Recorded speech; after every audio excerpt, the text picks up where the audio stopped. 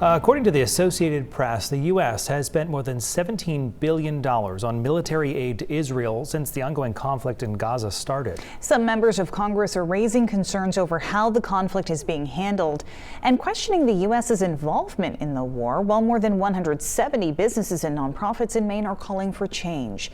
News Center Maine's Raya Wooten explains.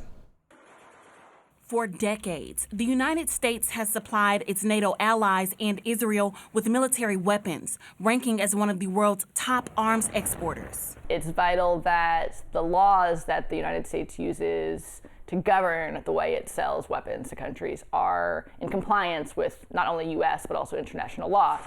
Federal policies like the Foreign Assistance Act of 1961 and the Arms Export Control Act require Congress to regulate the sale and export of military weapons to foreign countries. Those government policies help ensure that weapons supplied by America for foreign wars are not used to violate international law, the rules of war, or basic human rights. One international war that comes into question is the conflict between Israel and Hamas in the Middle East. The conflict has been ongoing for more than a year. And when Vermont Senator Bernie Sanders analyzed America's weapons sales to Israel, he notes that he believes several sales to Israel violate federal policy. Sanders proposed 6 joint resolutions of disapproval that could halt the sale of $20 billion worth of offensive weapons to Israel. Weapons like joint direct attack bombs that can be guided to strike precise locations or densely populated areas filled with thousands of Palestinian people, women, children, citizens. Members of the Coalition for Palestine in Maine, like Aaron Kiley, and more than 170 nonprofits and business owners within the state want to see those resolutions pass in the U.S. Senate. As a person who is seeing the atrocities on a daily basis, it's hard to wrap my head and my heart around how everybody isn't screaming for this to stop.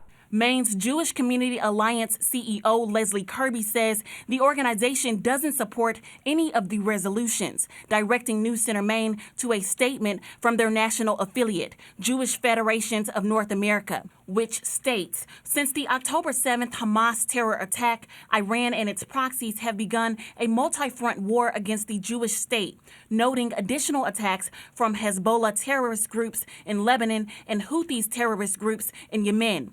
But whether those resolutions pass in the Senate when they're brought to the floor won't be up to Kirby or Kiley.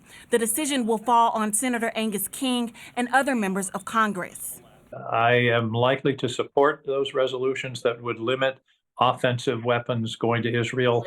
And Kiley says she can only hope that Maine Senator Susan Collins and senators across the country do the same. In Portland, Raya Wooten, News Center Maine. We did reach out to Senator Susan Collins. We have not heard back yet. The 6 resolutions would have to pass in the House and the Senate and be signed off by the president.